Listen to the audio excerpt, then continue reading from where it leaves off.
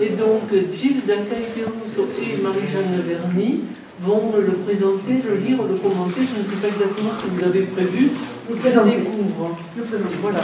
Et je prie de nous excuser, mais c'est plus difficile de lire un texte qu'on n'a pas écrit que d'improviser ses propres.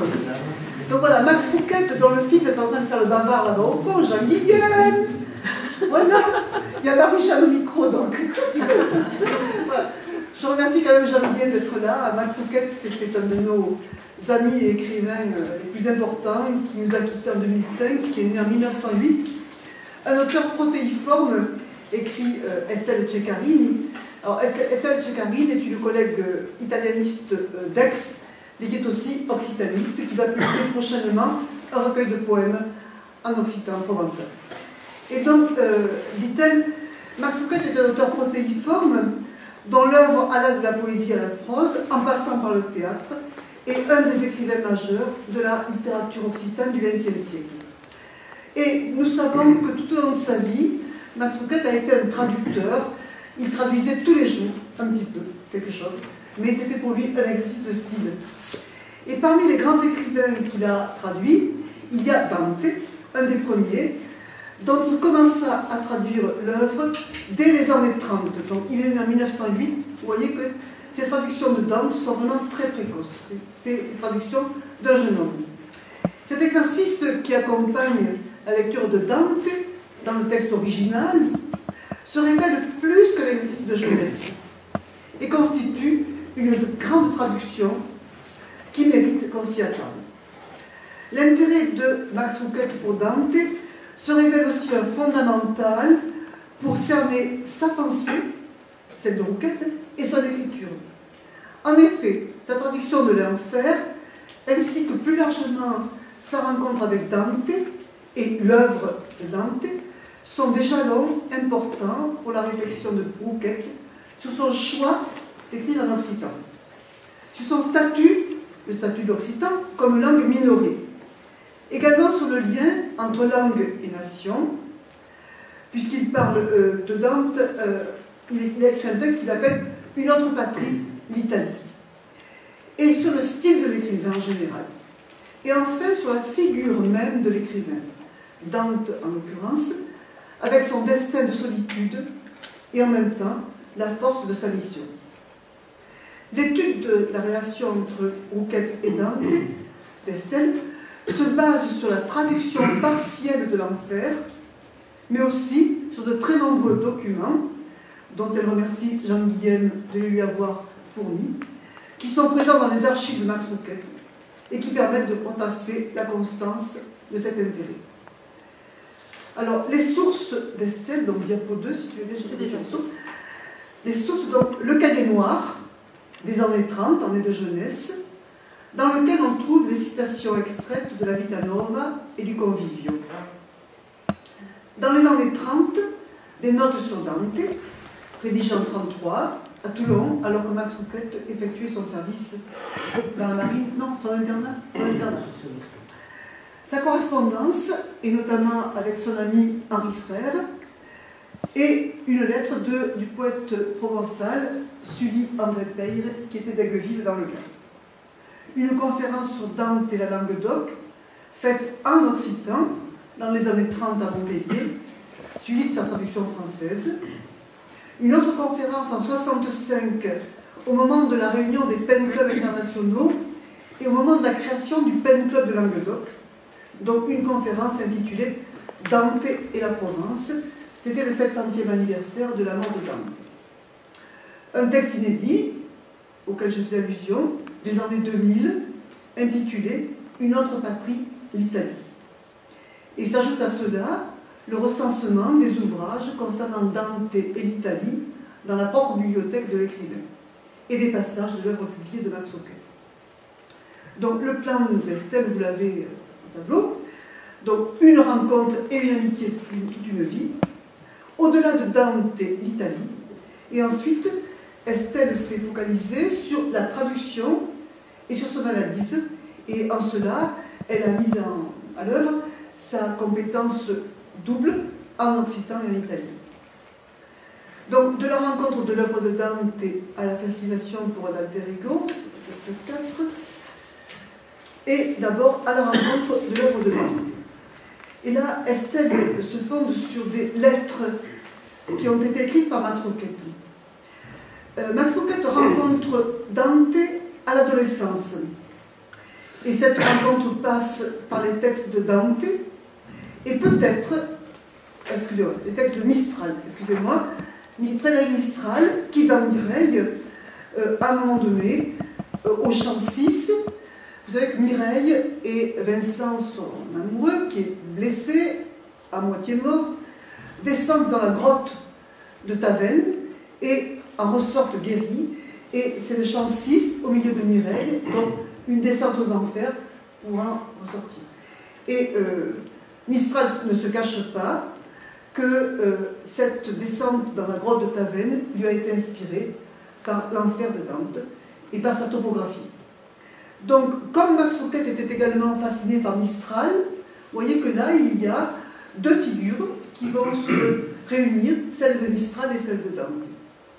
Et, dit Estelle, un livre de Véran, que je ne connais pas, Jules Véran, c'est celui-là, donc, qui s'appelait, de 1922, de Dante à Mistral. Quelques années plus tard, au début des années 30, Max Roquette avait un peu plus de 20 ans, il découvre Dante dans le texte. En témoignent des citations de la Vita Nova et du Convivio, recopiées dans ce fameux cahier noir de jeunesse, et sa correspondance avec ses amis, où il exprime le choc littéraire et existentiel que fut sa lecture de la Divina Commedia, et particulièrement de l'Enfer, qu'il décide très rapidement de traduire. Et donc voici deux extraits de ces lettres, au moment où il découvre l'Enfer, et puis 4 ans plus tard en 1935. Donc 31, découverte de l'Enfer. J'ai reçu Dante, lu et relu. Je vous passe, vous l'avez au tableau, mais ce qui est important, c'est ce qui est en gras. Quel homme terrible ce devait être, et quelle force devait émaner de lui, comme de Mistral, on sort de lui renforcé. Vous voyez que là, il y a ce rapprochement entre ces deux figures tutélaires, Mistral et Dante. Deuxième citation. Il vous donne de la joie et de l'espoir, notre Dante. Je ne souligne pas, c'est notre Dante.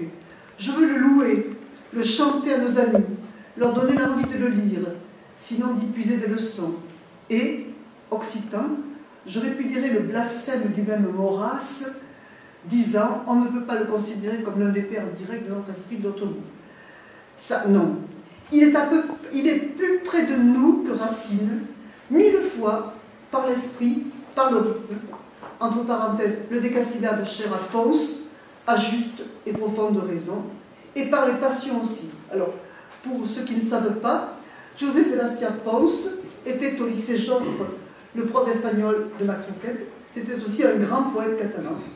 Et l'œuvre de Ponce a inspiré Max Roquette, Yves Roquette et d'autres écrivains occitans contemporains. Vous voyez que là encore, il y a cette fraternité entre Dante, Ponce, Mistral, donc des sources que Roquette va chercher ailleurs que dans le français, dont Racine est un peu l'archétype. Racine qui l'aimait par ailleurs. Et puis, évidemment, il va faire allusion à Arnaud Daniel, qui est, si je ne m'abuse, Gilda, le seul poète occitan cité par Dante dans le texte. Et pour Max Roquette, Dante est le frère, fut le frère d'Arnaud Daniel, et mis en sa bouche de si admirables paroles en Languedoc. Tam abellis vostre curtes demande, qui nous m'épouse, nous m'éposque, vas-y Gilda, c'est médiéval donc c'est elle. Tam abellis vostre curtes demande, qui nous m'éposque, ne vuel a vos couvrir, eu sui arnaut que pluro et vai cantam, souvenez-vous à tempra maduro.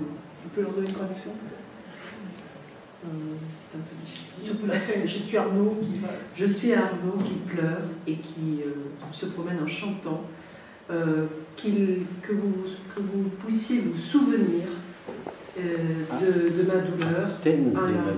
Souvenez-vous. C'est souvenez-vous, Athènes de ma douleur. Athènes de ma douleur.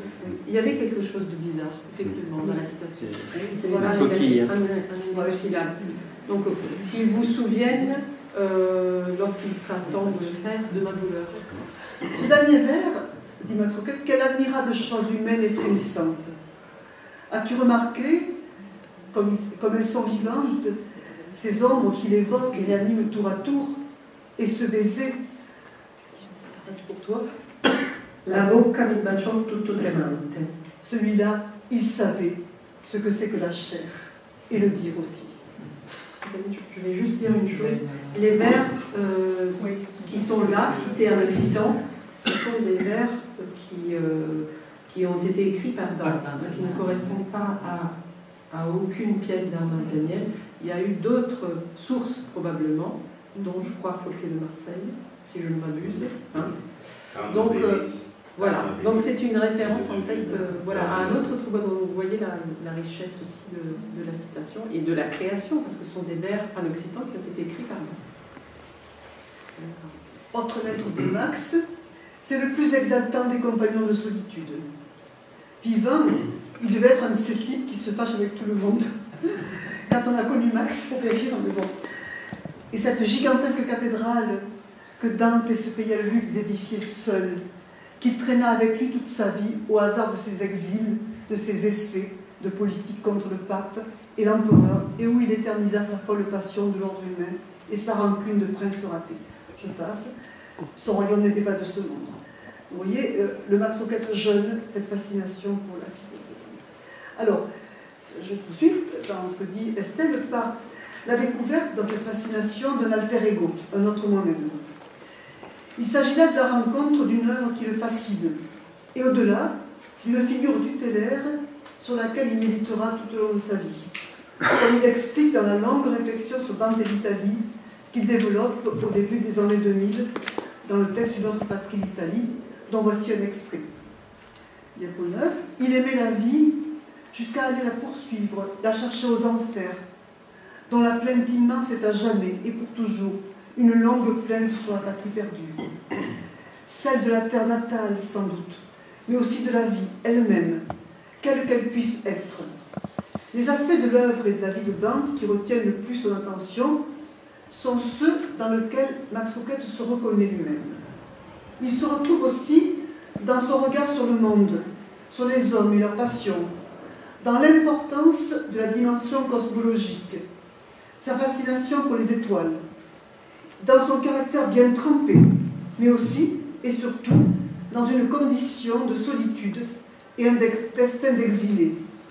Si pour Dante, la solitude et l'exil sont liés à des raisons politiques, Max Roquette se sentait, pour diverses raisons, dans une condition d'exil.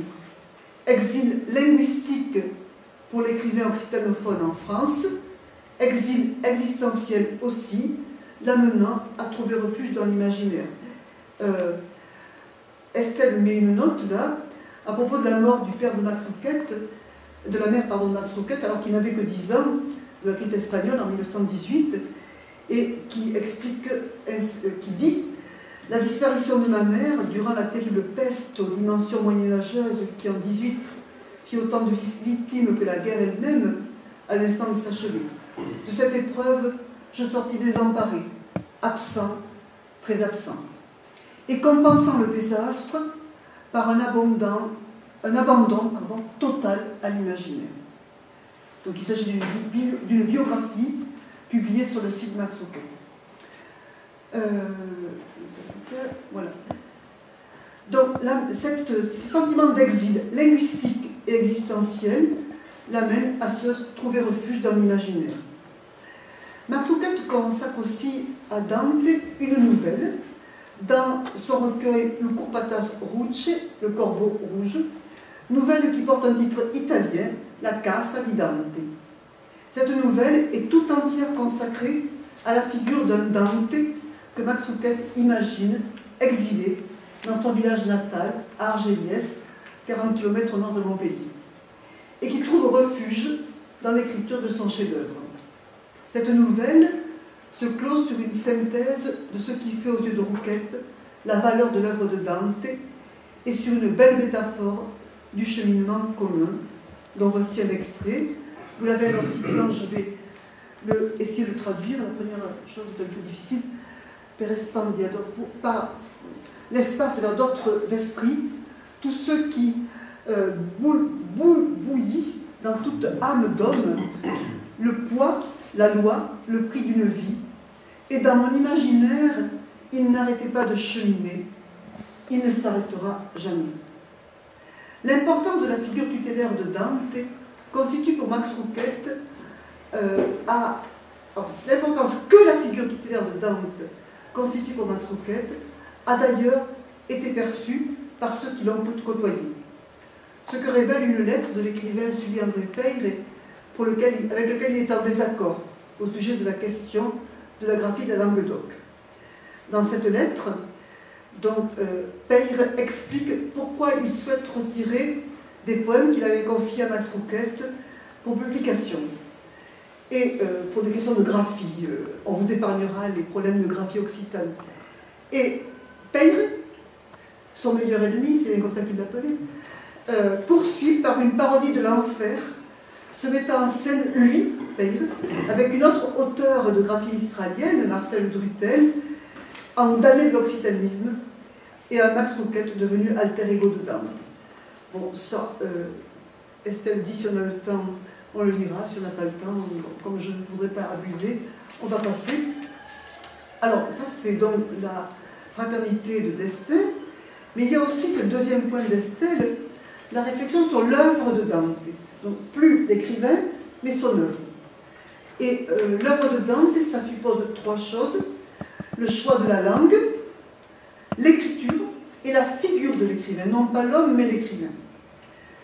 Donc l'œuvre et la figure de Dante nourriront profondément divers aspects de la réflexion de Max Rouquette sur la question linguistique et sur l'écriture.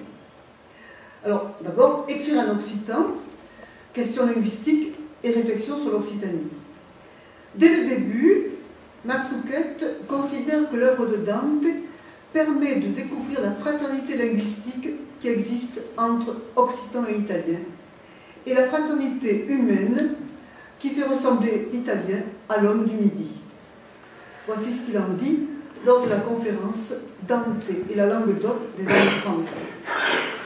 Pour nous, lire dans la langue de Dante, la Divine Comédie, c'est aussi clair comme lire de la Languedoc. Ce n'est pas seulement par les mots frères et par la forme des phrases, mais par l'âme et par l'esprit. L'air de son Italie et ses crépuscules, c'est celui où sifflent les hirondelles du Languedoc. Ces villes et ces petites rues et leurs recoins, nous les connaissons, là où le jeune Dante s'arrêtait pour voir sa Béatrice à la sortie de l'église. Et les hommes qui remplissent son œuvre avec leur éternelle et vive humanité, avec leur tristesse, avec leur colère, qui ne les voit pas passer dans la vie du Midi de chaque jour. C'est donc en partant de l'œuvre de Dante que Rouquette développera l'idée d'une fraternité entre Italie et Occitanie, en faisant peu à peu connaissance avec l'Italie, ses écrivains, sa musique, sa peinture, et même le jeu du tambourin. Alors, ne souriez pas, moi ça me fait sourire le tambourin, mais il ne faut pas sourire, sinon Jean-Guillaume va m'arracher les yeux, et Max me les aurait arrachés. Max considérait le tambourin comme l'une des trois choses fondamentales dans sa vie. C'est lui qui a créé la Fédération nationale française de tambourin. Il y tenait beaucoup, et il raconte comment il avait eu un choc en entendant, quelque part en Italie, le bruit de la balle frappant le tambourin. Donc c'était extrêmement sérieux pour lui. Donc ce jeu qu'il découvre également en Italie. Il existe ainsi, selon Max Rouquette, entre Italie et Occitanie, un lien littéraire, artistique, linguistique, patriotique, généalogique. Celui d'une fraternité d'identité qui prend un sens existentiel. Pour celui, Max Rouquette, qui a consacré sa vie à redonner à la langue occitane sa dignité.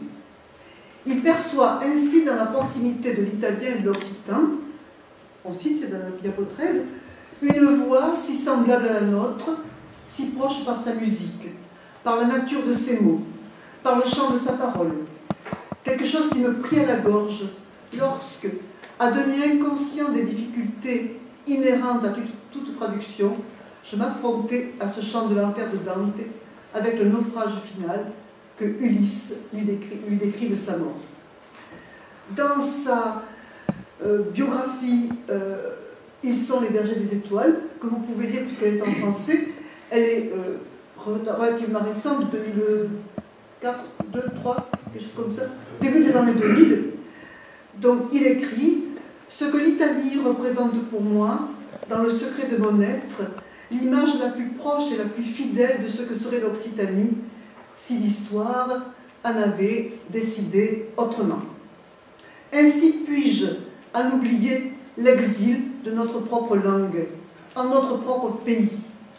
Alors, j'oublie le temps et les frontières de l'espace. J'entends ma voix, ma parole, je veux dire, celle qui nous fut confisquée.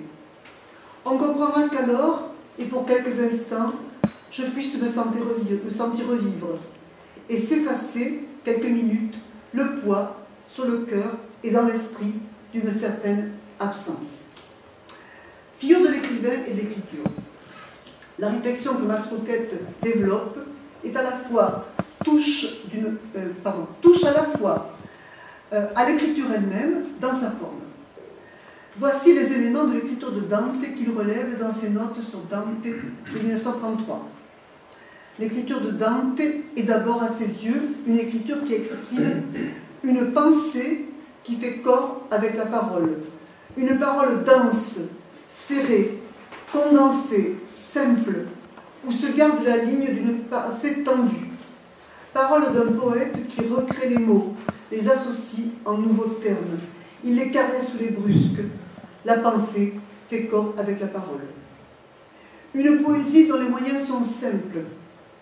Sa poésie vient intensément parce qu'elle s'appuie sur des choses simples en des comparaisons saisissantes de vérité. Mais une poésie qui trouve aussi sa force dans une audace qui vise à trouver la forme adaptée pour dire la pensée. L'expression, chez lui, passe toujours en force. Il faut que cela soit. L'image, alors, paraît hardie. Elle est nouvelle parce qu'elle est l'idée si pleinement qu'on est étonné. C'est donc dans la pensée du poète, dans son regard sur le monde et les hommes, et dans la recherche d'une forme capable de le dire, que l'écriture trouve sa force. Si bien que la réflexion sur l'écriture apparaît comme indissociable de celle sur la figure du poète. Ainsi, Max Roquette est fasciné par la figure de l'écrivain qu'il perçoit chez Dante, écrivain qui dépeint comme un homme qui, je cite, se montre tel qu'il est, avec ses forces et ses faiblesses, ses inquiétudes et sa foi. Un écrivain guidé par la recherche de la vérité, la sincérité de ses efforts, dont le sujet d'étude est, je cite, le plus beau qui soit, l'homme. Roquette voit Dante comme un poète de, je cite encore, la vie et ses vibrations du firmament de ses mystères, tandis que son poème est l'un des plus beaux appels qu'un homme ait jamais lancé aux ténèbres qui nous entourent. La figure de Dante écrivain le marque ainsi parce qu'il parvient à exprimer l'angoisse existentielle, la secrète inquiétude de tout homme. Cette réflexion sur l'écriture et la figure de Dante chez Max Roquette est fondamentale car il ne s'agit pas de simples notes de lecture, mais parce qu'elle naît d'un contact direct, intime, avec la matière même du texte, par le lent et exigeant travail de traducteur. C'est pour cela que Estelle va parler maintenant des traductions de Dante, en montrant comment on y trouve un gisement d'intertextualité. Donc une traduction intensément vécue, source d'une intertextualité féconde. Alors, il faut d'abord donner quelques éléments formels sur la traduction, qui concernent 17 chants sur les 34 qui concernent l'enfer, qui composent l'enfer. Elle se présente sous la forme de décasyllabes, non rimés, mais liés entre eux par la forte présence d'échos phoniques, rendue possible par la proximité lexicale de l'italien et de l'occitan. Il s'agit d'une traduction partielle, qui s'étale sur plusieurs années, commencé dès la lecture de l'enfer en 1931, comme en témoignent les lettres de Max Rouquette, par le chant 3, qui relate l'entrée dans l'enfer, et poursuivi jusque vers la fin des années 30. Sur les 17 chants, seuls 3 ont été publiés. L'un dans le Nouveau Languedoc, l'autre dans Calenda, aux revues montpelliéraines, et l'autre dans la revue Hoc, née en 23 et qui existe encore. Et je crois que vous avez des photos là, diapo 19 et 20, les photos de Calenda, et aussi une photo du manuscrit. Et il y a des réflexions de Max Rouquette sur ce travail de traduction, qui sont révélatrices de la portée de la démarche, qui n'est pas qu'un simple exercice. Et voici quelques extraits de ce qu'il a pu dire. Alors ce texte, d'abord infernal, m'engagea dans une quête bienheureuse du bonheur, de la joie de vivre et d'y voir clair. Cette traduction est vécue comme l'exprime dans le passage suivant la métaphore du cheminement. Et moi je marchais, animé par les échos, les tons de voix, les surprises de la parole quand elle s'incarne au bord de lèvres d'hommes, trop pleines de leur qualité d'être vivant pour y songer assez, et ainsi pour en troubler la profonde exhalaison, la pure et native musique, dans une inexplicable incarnation, bien au-delà de ce que le sens de chaque mot pourrait en donner à comprendre, au-delà de la profonde, de l'insondable vérité de l'être. Plus pragmatique, les premières lettres de 31 évoquent ce travail et permettent de mieux comprendre les choix de traduction de Max Rouquette. Il dit donc dans une lettre de 31, « Pour m'assouplir l'esprit et perfectionner mon maniement de la langue, j'ai d'ailleurs la joie de constater que l'italien de Dante était très voisin de la langue des troubadours, et même de la langue d'oc moderne. Il y a des quantités de mots qui sont les mêmes. Et pour n'être pas aussi resserré que l'italien, la langue d'oc se trouve fort bien dans le cadre du décasyllabe. » Alors, les hispanistes verront peut-être la proximité aquí. Perieu se vai è la città du lento. Perieu se vai è l'eterno dulu. Perieu se vai vers la gem perdudo. Il évoque ainsi une proximité linguistique entre l'italien de Dante et l'occitan, qui facilite le passage d'une à l'autre langue, mais n'occulte pas pour autant le fait que la traduction, malgré cette proximité, résulte d'un véritable travail. Donc là, Estelle nous propose de sauter si on veut, mais vous voyez qu'il signale quand même les autres chants de l'enfer ne furent pas toujours aussi aisés à rendre au chant de l'homme, pourtant si proche de celui-ci.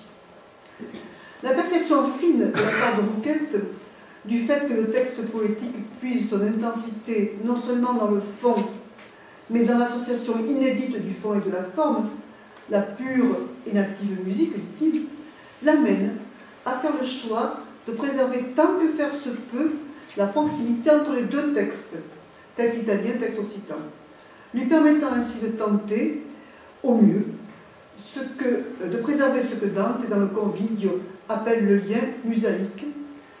Pour moi, c'est obscur, mais je ne sais pas si vous comprenez. Le lien musaïque, oui. C'est la musique, là. Il a écrit musaïque. Oui, c'est le terme d'un musaïco. D'accord, ok. Son travail de traducteur va donc consister à tenter de préserver une triple proximité. Proximité lexicale, qui fait le choix de termes occitans qui ne sont pas forcément les plus courants, mais qui sont les plus proches de l'italien. Proximité syntaxique, en respectant les enjambements. Proximité métrique, respectant le décasyllabe. Mais aussi parce que la proximité lexicale et syntaxique induit, sinon le respect de la terza rime, véritable gageur, au moins la présence massive d'échos sonores qui en sont des fragments. Et donc voici un extrait du chant 1 que nous allons lire en italien et en occitan, Gilles. Nel mezzo del cammin di nostra vita mi ritrovai per una selva oscura, che la diritta via era smarrita. En mitad del camino de nuestro vida me retrouvai en un selva oscuro, que de mon vrai camino me refourviat. Alors, je ne sais pas si elle a mis dans la diapo, mais oui, elle a mis. Estelle a donné une autre traduction occitane de l'enfer, qui est de Jean Roche, italianiste. Et Jean Roche, lui, il a fait un prod, bon, mais il ne respecte pas l'ordre des syntaxiques de Dante. Et vous voyez qu'on a un autre texte. Le début commence pareil, mais Agem anche la drecciera, vous voyez, c'est Mundrescani Merifoviat. L'ordre des vers a été changé par Jean Roche. Et la différence, le sens est bien rendu. C'est assez beau la traduction de Roche, mais Roche n'a pas pris le parti de suivre le rythme du texte de Dante. Donc il y a des diapos qu'on peut citer là, je ne sais pas si on peut les lire. Mais peut-être que tout à l'heure Jean-Guillaume et Flavio les liront, ces choses-là, je ne sais pas. Hein. Non, pas cela. Alors bon, on peut y aller. Hai quanto a dir qual era cosa dura, e sta selva selvaggia e aspra e forte che nel pensiero rinnova la paura. Ai, come dire qu'ero es causo duro, aquello servo ferro e aspro e forte che sun pensa rememorio ma paura. C'est l'occitan, mais vraiment limpide. Et vous voyez comme c'est proche de l'italien. Tanti amara che poco e più morte, ma per trattare del ben che io vi trovai, dirò nelle altre cose che io vo scorte. Tant amaro es, che pau maies d'amor, mes per trattare del ben che gli trapere, direi las autres causes che vighem. Alors, quelques éléments maintenant sur la présence de Dante dans l'œuvre de Max Lucchette. Donc, quand elle parlait d'intertextualité, c'était l'idée que la connaissance intime de l'œuvre que procure la traduction va ensuite rejaillir sur l'œuvre même de Max Lucchette. Donc, Max Lucchette, pendant qu'il traduisait, il était en même temps écrivain. Ses premières œuvres datent de ces années-là, hein, fin des années 20, début des années 30. Donc, il est bien évident que l'on va retrouver cela dans sa propre œuvre. Dans Les Bergers des Étoiles, donc autobiographie des années 2000, il écrit ainsi au sujet des vers de Dante qui lui ont, je cite, bien souvent donné le la, selon les musiciens, pour entrer dans le jardin véronné de toute poésie. Dans la nouvelle essentielle de la Casa di Dante, dans le Combatas Rucci, que nous avons déjà évoqué, ou encore dans les Roseaux de Midas, la Scala de Midas en occitan, il cite l'histoire de Francesca d'Arimini, dont on a vraiment beaucoup parlé aujourd'hui, pour évoquer le lien entre les livres et l'amour au travers de souvenirs d'enfance. Mais cette intertextualité s'exprime bien sûr par des traces poétiques plus ténues, lexicales ou thématiques qui traversent l'œuvre de Max Lucchette. Parfois, il s'agit de traces thématiques au travers de la prégnance de certaines images, de certains symboles, associés à des choix lexicaux qui renforcent l'effet d'écho entre les deux œuvres. Exemple, les étoiles, l'ombre, la nuit, l'aube, les rêves. Ce sont vraiment des motifs récurrents dans l'œuvre de Max Lucchette. Quelques exemples. Donc, dans l'Issom Daumati, les rêves du matin, donc, ils sont évoqués par Dante dans le chant 26 de l'enfer, le premier que Max Lucchette traduit et qui le frappe tant. Ma se presso al matin del ver si sogna. Traduction. Mais c'est prochemati, donc c'est sogno. Donc, en lisant la traduction de ce vers, comment ne pas faire le rapprochement avec le titre du premier recueil de Max Lucchette, 37, Les Sommi Daumati. Et Philippe Gardy a montré l'an dernier que le mot sommi, finalement, n'existait pas en occitan avant que Max Lucchette ne l'invente. C'est ce qu'il dit. J'ai un doute, mais bon, pour Gardy, il ne l'a pas trouvé ailleurs. Et dès que Max Lucchette l'emploie dans un titre, il envahit la littérature occitane. Alors, il faudrait le voir de plus près, mais quand Gardy dit des choses, il ne se trompe pas beaucoup. Donc, le choix du terme sommi est essentiel. Il aura, ce terme sommi, un long destin et un destin complexe que Gardy a étudié dans les manuscrits. Deuxième exemple, c'est dans le poème La Pietà Daumati, à la lumière des notes sur Dante. Donc, dans ces notes sur Dante de 33, Lucchette recopie d'abord une citation du Paradis, chant 22, où Dante évoque les étoiles dispersées dans le ciel au moment de sa naissance. Au 7e ciel, hymne astrologique, ô glorieuses étoiles, ô lumière pénétrée d'une grande vertu, de laquelle je reconnais avoir reconnu toute mon intelligence, etc. Puis il évoque la représentation des morts. Seul dans le Moyen-Âge, obsédé de la mort, Dante ne lui donne pas un horrible aspect. Rien du charme des innocents, des danses macabres. Les morts de Dante sont esprits avec le souvenir de leur chair vivante. Ils sont vivants, plus vivants que les vivants, car Dante ne veut que leur essence spirituelle. Rouquette poursuit en s'arrêtant sur une citation qui évoque le matin et les étoiles. Tempo era del principio del mattino. Il dut souvent contempler le firmament.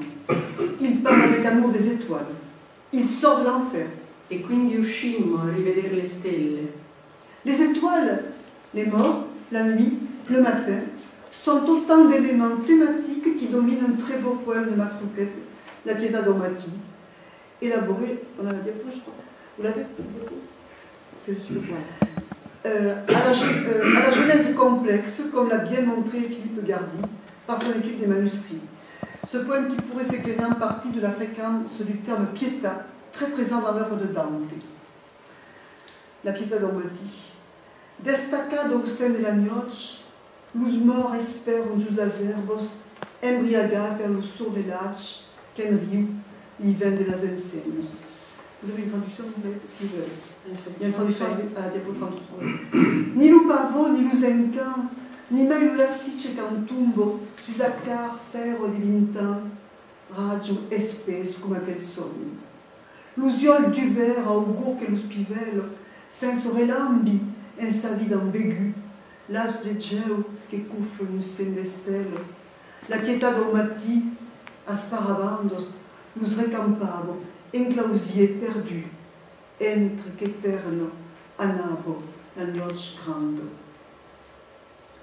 On trouve dans ce texte une belle évocation des étoiles, figure maternelle et nourricière, ainsi que des morts vivants, au sens évoqué dans la citation de Dante, émivrés par le lait sombre, le lait de gel des étoiles qu'ils ont bu vivants, et boivent encore, fascinés par le gouffre des morts qui espèrent, avec encore le souvenir de la chair sauvage de leurs 20 ans. Ces quelques exemples nous ont semblé significatifs, mais ne sont qu'une première approche de cette intertextualité qui demanderait une exploration fine, fondée sur un travail précis sur les manuscrits. La conclusion d'Estelle est la suivante. L'hommage rendu par Max Rouquette à Dante est certes un argument de choix pour la défense de l'Occitan. Je ne sais pas si ça a été bien clair, mais c'est vrai que le fait que Dante ait cité de l'Occitan et évoqué des troubadours, pour les occitanistes, c'est la preuve que ailleurs on nous reconnaît. Et pour Max Rouquette aussi. Donc c'est vrai que c'est aussi un plaidoyer pro domo. Mais ce n'est pas que cela. La découverte de Dante ouvre vers une Italie rêvée, exemple de ce que peut être la patrie dont Max Rouquette se sent exilé, la patrie occitane.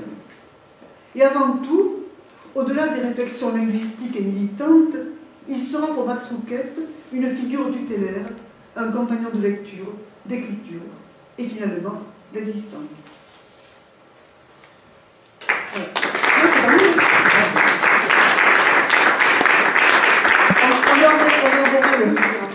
En espérant ne pas l'avoir trop trahi là pour rester.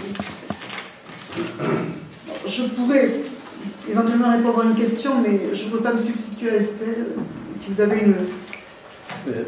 Moi, c'est une question que je ne vais pas te poser à toi, enfin, que je ne vais pas poser à vous, mais plutôt à Jean Guillain. D'après la bibliothèque de Max, d'après quelle édition a-t-il traduit? Est-ce que c'est des éditions françaises bilingues? C'est une édition française bilingue, qui date des années 42. Alors, est-ce que c'est celle qui reste, c'est des années 42, je pense. Mais il est probable qu'il dit qu'il a commencé à lire à 15 ans, il devait avoir dans la maison familiale, il a dû se faire acheter par ses parents un exemplaire de Dante, parce qu'il n'a pas conservé. D'accord. Et alors, parce que c'est intéressant de le savoir, il n'a pas traduit d'après une édition italienne monolingue, parce que l'italien, il ne l'a pas... Il a appris l'italien En le traduisant. En lisant. Et cette traduction de 41, parce qu'il y a eu plusieurs traductions françaises qui ont pu aussi peut-être indirectement l'influencer. Là, c'est uniquement parce qu'il y en a eu succès, il y a eu la traduction de Pézard, que peut-être vous connaissez, qui reconstruit un français archaïsant, médiéval et totalement artificiel. C'est dans la Pléiade, c'est pendant la guerre à peu près, je crois que c'est juste avant ou juste après. Il y a eu l'édition Longuyon qui lui alors traduit en vers de 8, 10 ou 12 syllabes quand ça l'arrange, mais toujours un rythme pair. Et puis, bon, il y a eu, alors plus récemment, Jacqueline Rissel, sa belle traduction, mais qui, au contraire, évite systématiquement le décasyllabe. Elle fait tout le contraire. Hein, elle ne veut pas reproduire le rythme, mais elle fait du 9 ou du 11 syllabes, en gros, hein, pour simplifier. Et donc, ce serait intéressant de savoir si une traduction française a pu ou influencer Max Rouquette ou lui donner des idées. Je pense que lui en italien, s'appuyant sur le texte français, il a lu vraiment en italien. Ça se voit, la traduction du monde. Et justement, enfin, Estelle Ceccarini cite Lussoni Domati, qui, à l'évidence, est influencé, mais parce que dans Lussoni Domati, plutôt Somni Domati, il n'y a pas l'article, on retrouve beaucoup de décasyllabes. Et on en avait parlé ensemble, à peu près à la même époque où il se mettait à traduire l'enfer, il écrivait Paolo per l'herbe, contemporain de Secret de l'herbe en prose, qui est constitué pour moitié à peu près de décasyllabes. Alors, hypothèse comme une autre, peut-être que le décasyllabe chez Max Rouquette, qui reviendra après, il l'a découvert chez... entre autres chez Max Rouquette, bon, elle dit chez Ponce bien sûr, mais aussi chez Dante. Enfin, voilà, ce sont des questions que je me posais en tant que traducteur. Tu vas faire un tour à l'enfer pour rencontrer Max Rouquette. Quand tu descendras aux enfers, tu rencontreras forcément la figure de Max Rouquette et tu pourras lui poser des questions. D'ailleurs, à ce propos, le fameux vers Quindi uscimo a vedere le stelle, enfin ça rappelle, mais ça c'est pas du Max Rouquette, c'est de Mistral, hein, quand ils sortent justement de la baume de Tavan dans les Baux.